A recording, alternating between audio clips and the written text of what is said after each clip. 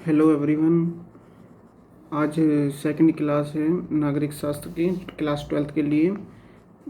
हमने पिछले जो क्लास है उसमें पढ़ा था कि जो शीत युद्ध का दौर था वो क्या था, उसके अंतर्गत क्या क्या चीज़ें हुई थी, क्या क्या चीज़ें घटित थी। कुछ चीज़ें हम अब आज भी पढ़ेंगे उसके अंदर क्या हुआ था, और आज ये भी पढ़ेंगे कि भारत और शीत युद्ध भारत मतलब अपने अंतर्राष्ट्रीय संबंधों को शीत युद्ध के दौरान कैसे अपनी नीति को बनाता था।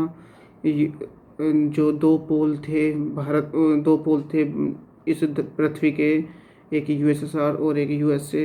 भारत ने किसकी तरफ टिल्टेड किया, या वो कौन से ग्रुप में, संगठन में शामिल हुआ, वो सब चीज़ें हम आज इस वीडियो में पढ़ेंगे। तो सबसे पहले जो जो भारत का शीत युद्ध के अंदर दौर था वो इस प्रकार था कि भारत मतलब इस पृथ्वी पर दो पोल बन चुके थे, यूएसए और यूएसएसआर। यूएसए जो पूंजीवादी विचारधारा को रखता था और यूएसएसआर जो है साम्यवादी विचारधारा को फॉलो करता था। दोनों के बीच में एक आइडियोलॉजी को, अपनी आइडियोलॉजी को सुप्रीम करने के लिए ही मतलब खिंचाव एक दूसरे में लगातार रहता था। लेकिन भारत मतलब नया नया स्वतंत्र हुआ था उस टाइम पर, तो भारत चाहता था कि हम किसी भी गुट में मतलब सम्मिलित ना हो, किसी भी महाशक्ति के मतलब गुट में ना जाए। अगर एक में जाए और दूसरे में ना जाए तो दूसरे वाला बुरा मान जाए। कुछ इस तरह से हुआ था।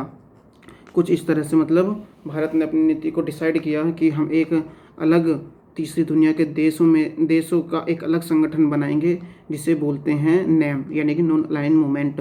कुछ थोड़ा बहुत मैंने पिछली क्लास में भी नैम के बारे में बताया था। तो वही मतलब तीसरी दुनिया के देश जिस संगठन में सम्मिलित होते हैं उसे नैम बोला जाता है, जिसमें भारत ने एक एक मतलब आगे बढ़कर उसमें मतलब पद्धति अपनाई थी, एक अलग नीति बनाई थी उसमें सम्मिलित होकर। तो जो भारत मतलब ये था कि भारत ने स्वयं को अपने इन दो महाशक्तियों से अलग रखने की का निश्चय किया था। अपनी विदेश नीति से निश्चय रखने का मतलब अलग रखने का निश्चय किया था। दूसरा क्या था कि भारत ने जो उपनिवेशवाद शासन से स्वतंत्र हुए देशों को महाशक्ति के गुटों में जाने का पुरजोर विरोध किया। कहने का मतलब है कि मतलब उस टाइम पर जो देश नए नए आज़ाद हुए थे उन्होंने किसी एक शक्ति के पक्ष में जाने का पुरजोर विरोध किया था, क्योंकि उनकी सोवरेनिटी को दोबारा से खतरा उत्पन्न हो सकता है। तो इसके मतलब इन किसी भी गुट में नहीं जाने का भारत पर क्या प्रत्यक्ष प्रभाव पड़ा था, डायरेक्ट क्या प्रभाव पड़ा था। सबसे पहले भारत अपने राष्ट्र हित में मतलब निश्चय नीति बना सकता था, अपने मतलब अपने न्याय के लिए या अपने राष्ट्र हित के लिए इंटरनेशनल लेवल पर किसी भी महाशक्ति के दबाव में ना आकर अपने मतलब नीति को सामने रख सकता था या अपने विचारों को प्रकट कर सकता था। दूसरा यह था कि नैम मतलब कई सारे देश, शुरुआत में तो 20 देश मतलब सम्मिलित हुए थे। तो बोलते हैं कि जो नैम था तीसरी दुनिया के देशों का संगठन के देश थे, उन्होंने इन दो महाशक्तियों के बीच में जो खिंचाव था उसे थोड़ा कम करने का मतलब निष्क्रिय करने की कोशिश की थी। मतलब कई बार युद्ध की स्थिति आ जाती थी, लेकिन इन देशों ने कुछ हद तक इस युद्ध को कम करने का भी भूमिका निभाई थी। शीत युद्ध काल में दो ध्रुवीय व्यवस्था थी। सबसे पहली व्यवस्था थी मतलब एक थी पश्चिमी संगठन। पश्चिमी संगठन क्या था कि जो यूएसएसए के अंतर्गत जो भी मतलब यूएसएसए की आइडियोलॉजी को जो लोग फॉलो करते हैं, जो उसके संगठन में आकर, उसके संरक्षण में आकर उसकी नीति को अपनाते थे, उसे बोला जाता है पश्चिमी गठबंधन या संगठन। दूसरा था पूर्वी संगठन, जो यूएसएसआर की आइडियोलॉजी को फॉलो करते थे, जो उसकी आर्थिक नीति को और उसकी कूटनीति पर विश्वास रखते थे या उससे कूटनीतिक या आर्थिक सहायता लेते थे। उसे उन देशों को बोला जाता था पूर्वी संगठन या गठबंधन। अब क्या था कि अगला जो पॉइंट है, द्विध्रुवीय विश्व के उदय के कारण, मतलब जो दो पोल बने थे इस दुनिया में, एक यूएसए और एक यूएसएसआर, तो वो किन कारणों की वजह से बने थे। नंबर एक तो था कि दूसरा विश्व युद्ध, मतलब एक तो था कि शीत युद्ध का प्रारंभ होना। जब सेकेंड वर्ल्ड वॉर ख़त्म हो गया था तो तुरंत शीत युद्ध शुरू हो गया था। सेकेंड वर्ल्ड वॉर में ख़त्म होने के बाद दो महाशक्तियाँ उभर कर सामने आई थी, इकोनॉमिकली भी आइडियोलॉजिकली भी।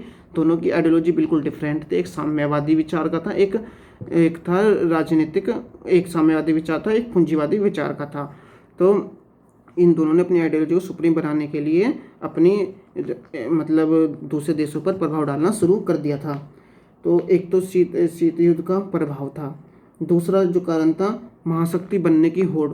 एक दूसरे के महाशक्ति बनने की होड़ में क्या करते थे कि यूएन में जाकर एक दूसरे का विरोध करते थे, एक दूसरे के प्रस्तावों को रद्द करने का प्रयास करते थे, अपनी वीटो शक्ति का प्रयोग करते थे, और ये सब महाशक्ति बनने की होड़ थी।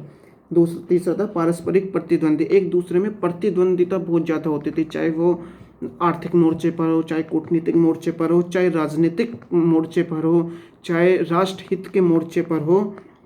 वो सब मतलब अपनी चीज़ों को सुप्रीम रखना चाहते थे एक दूसरे का कटाक्ष करने के बाद। तो इसमें फिर मतलब ऐसा भी होता था कि ये अपनी जनता को दूसरी आइडियोलॉजी के खिलाफ भड़काते थे और कहते थे कि हमारी ही आइडियोलॉजी सुप्रीम है, हम ही सबसे ऊपर हैं, और मतलब इस तरह से ये अपनी आइडियोलॉजी को ऊपर रखना चाहते थे। जो चौथा पॉइंट आता है छोटे देशों पर नियंत्रण। क्या होता है कि जब भी कोई अमेरिका या यूएसएसआर किसी भी देश को अपने संगठन में लाना चाहता है तो उसकी कुछ शर्तें होती थी, जैसे कुछ सैन्य अड्डे अब उसके भू क्षेत्र में बनाए रखना, कुछ इस तरह से होता था। तो उनकी मतलब सोवरेनिटी को भी अपने पक्ष में ले लेते थे। तो ये दो ध्रुवीय, और जिसके सबसे ज़्यादा देश मतलब सबसे ज़्यादा सैन्य अड्डे जिस देश के पास सबसे ज़्यादा सैन्य अड्डे होंगे इस दुनिया में, वही शक्तिशाली होगा। तो मतलब दो पोल इस तरह से बनने के ये भी कारण रहे थे। तो अगला पॉइंट आता है क्यूबा मिसाइल संकट। क्यूबा मिसाइल संकट में क्या था कि जो क्यूबा है वो एक लैटिन अमेरिका का देश है, और बात ये थी कि जो क्यूबा की जियोग्राफिकल लोकेशन है वो अमेरिका के बहुत पास है और यूएसएसआर से बहुत दूर है। कहने का मतलब ये है कि जो क्यूबा है वो यूएसए का गढ़ था, उसके आसपास का। तो क्या हुआ कि वहाँ पर क्यूबा पर साम्यवादी विचारधारा का ज़्यादा प्रभाव था, यानी कि यूएसएसआर का। और ये यूएसए को मतलब कदा भी पसंद नहीं होता था कि हमारे गढ़ में आकर हमारे गढ़ में ही ये आइडियोलॉजी पनप रही है, तो हमारी सोवरेनिटी को या हमारी सिक्योरिटी को थ्रेट हो सकती है। तो उन्होंने क्या करा कि एक मतलब मिसाइल डिप्लॉय करनी शुरू कर दी। फिर यूएसएसआर के जो नेता थे वो वहाँ पर मतलब उन्होंने वहाँ पर क्यूबा पर सैन्य अड्डे बनाने की घोषणा की। लेकिन उससे पहले एक यूएसएसआर के नेता थे, उन्होंने ये कहा था कि यूएस से मिसाइल लॉन्च करने वाला है क्यूबा पर, और जो फिदेल कास्त्रो थे वहाँ के क्यूबा के राष्ट्रपति, उन्हें हराना चाहता और अपनी आइडियोलॉजी को वहाँ पर स्थापित करना चाहता है। लेकिन वहाँ के जो नेता थे निकिता ख्रुश्चेव थे, उन्होंने क्यूबा पर सैन्य अड्डे बनाने की घोषणा कर दी और उन्होंने भी वहाँ पर मिसाइल डिप्लॉय कर दी। लेकिन एक दूसरे के बीच में मिसाइल का जो मतलब डिप्लॉय तो कर दी एक दूसरे ने, लेकिन कभी एक मिसाइल भी मतलब फायर नहीं हो पाई। लेकिन युद्ध की स्थिति बहुत ही तनावपूर्ण रही। ये कहा जाता है कि जो क्यूबा मिसाइल संकट है वो शीत युद्ध का चरमोत्कर्ष पॉइंट था। ठीक है, अब अगला पॉइंट आता है शीत युद्ध काल में सैन्य संगठनों की विशेषताएं। यानी कि जो शीत युद्ध काल था, शीत युद्ध काल में जो जैसे किसी भी देश को अपने अंडर में लेते थे या अपनी आइडियोलॉजी को वहाँ पर स्थापित करना चाहते थे, तो उनकी कुछ कंडीशन होती थी यूएसए और यूएसएसआर की, जो उन देशों को माननी पड़ती थी। जैसे कि मतलब अपने भू क्षेत्र में हमारी सेना का मतलब प्रभाव जमाना, सैन्य अड्डों स्थापित करना, इस तरह से था। दूसरा पॉइंट क्या है कि अपनी विचारधारा को वहाँ पर पनपने देना, चाहे उसमें साम्यवादी हो चाहे पूंजीवादी हो। तो मतलब ये था। और तीसरा पॉइंट ये भी था कि अगर कोई देश यूएसए या यूएसएसआर के अंडर में आ जाता था और कोई बाहर का देश उस देश पर आक्रमण करता है तो ये समझा जाता था कि यूएसए या यूएसएसआर पर आक्रमण कर दिया है। इसलिए मतलब एक सिक्योरिटी को, अपनी देश की सिक्योरिटी को यूएसए या यूएसएसआर के हाथों में सौंप देना, इस तरह से शीत युद्ध में होता रहता था। आगे आता है गुटनिरपेक्ष आंदोलन एवं गुटनिरपेक्षता का सूत्रपात। जो मतलब क्या था कि गुटनिरपेक्षता आंदोलन की नींव कैसे पड़ी। जो भारत के जो प्रथम प्रधानमंत्री थे पंडित जवाहरलाल नेहरू जी, उन्होंने इसकी अगुवाई की थी। इसमें इंडोनेशिया के भी नेता थे, इसमें यूगोस्लाविया के भी नेता थे, ब्रांस टिटो, इसमें मिस्र के और मतलब इंडोनेशिया और घाना के भी देश थे। जो एक नैम यानी कि नॉन अलाइन मूवमेंट, तीसरी दुनिया के देशों का जो एक गठन था, उनकी अगुवाई करने में ये इन्होंने महत्वपूर्ण भूमिका निभाई थी। गुटनिरपेक्षता की भूमिका क्या थी, पृष्ठभूमि क्या है कि मतलब कि जो दूसरा विश्व युद्ध के बाद जो संपूर्ण विश्व दो अलग अलग शक्ति गुटों में बट गया। एक अमेरिका के नेतृत्व में चले गए और दूसरे यूएसएसआर के नेतृत्व में चले गए। जब भारत 15 अगस्त 1947 को आज़ाद हुआ था तो पंडित जवाहरलाल नेहरू जी ने एक यह डिसाइड किया कि हम ना तो यूएसए की साइड में रहेंगे ना हम यूएसएसआर की, हम एक नॉन अलाइन मूवमेंट का मतलब संगठन करेंगे और उसी में ही जो नव स्वतंत्र देश हैं उसमें रहने की मतलब कोशिश करेंगे। इसमें जो शुरुआत थी वो उसमें मतलब 1961 में बेलग्रेड में गुटनिरपेक्ष देशों का प्रथम शिखर सम्मेलन हुआ था, जिसमें 25 देश थे और आज लगभग 120 देश हैं। कहने का मतलब ये है कि गुटनिरपेक्ष आंदोलन की जो नींव थी वो तो बहुत ही कम देशों से पड़ी थी, लेकिन आज की तारीख में 120 देश हैं, यानी कि इसकी प्रासंगिकता और ज़्यादा है। खैर कुछ लोग ये भी मानते हैं कि इसकी प्रासंगिकता आज भी कम हो गई है, वो हम आगे डिस्कस करेंगे। गुटनिरपेक्षता का अर्थ क्या है। गुटनिरपेक्षता का अर्थ ये है कि किसी भी महाशक्ति से तटस्थ रहते हुए अपनी स्वतंत्र निर्णय नीति और अपने राष्ट्र हित में न्याय देना ही गुटनिरपेक्षता कहलाता है। कहने एक बार और रिपीट करता हूँ कि विभिन्न शक्ति गुटों से तटस्थ रहते हुए अपनी स्वतंत्र नीति निर्माण के चलते और अपने राष्ट्र हित के चलते ही न्याय देना या न्याय से निर्णय लेना ही गुटनिरपेक्षता कहलाता है। तटस्थ मतलब न्यूट्रल, मतलब कि हम न्यूट्रल रहेंगे, ना हम इधर जाएंगे ना हम उधर जाएंगे। ठीक है। तो पंडित जवाहरलाल नेहरू ने गुटनिरपेक्षता संगठन के बारे में लिखा था कि जहाँ स्वतंत्रता के लिए खतरा उपस्थित हो, न्याय को धमकी मिलती हो और राष्ट्र हित पर बन आई हो, वहाँ हम ना तो तटस्थ रह सकते हैं और ना ही तटस्थ रहेंगे।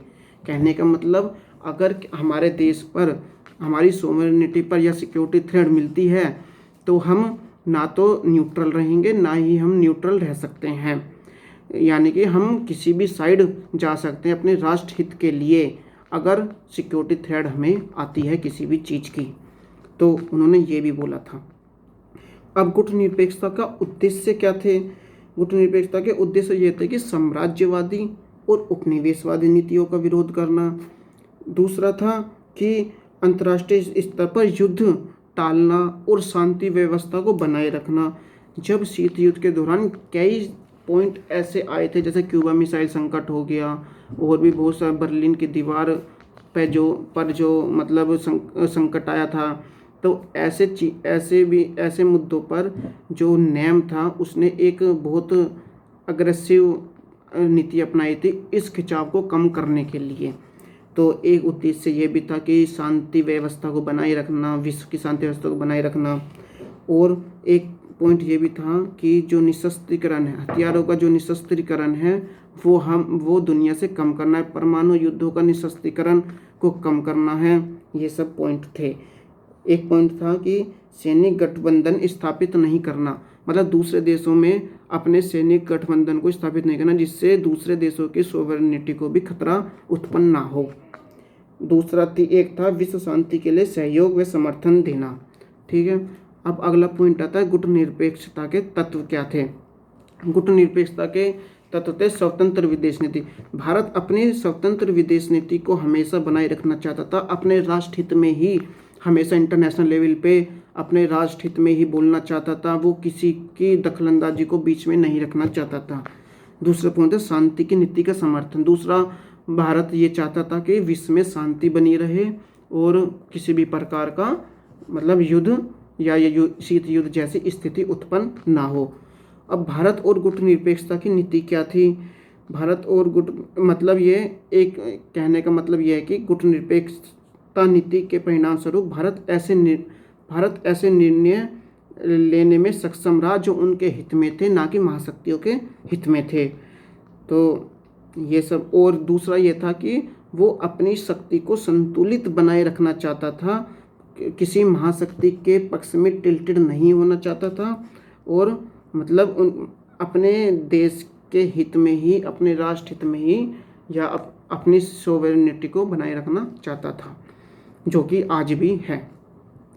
भारत की जो अगर हम देखें भारत की गुटनिरपेक्षता नीति की आलोचना, भारत के जो मतलब काफ़ी लोग ये भी हैं कि जो इसकी आलोचना भी करते हैं कि भारत नेम में चला गया, मतलब नॉन अलाइन मूवमेंट में चला गया, गुटनिरपेक्षता नीति को कैसे मतलब भारत फॉलो कर सकता है।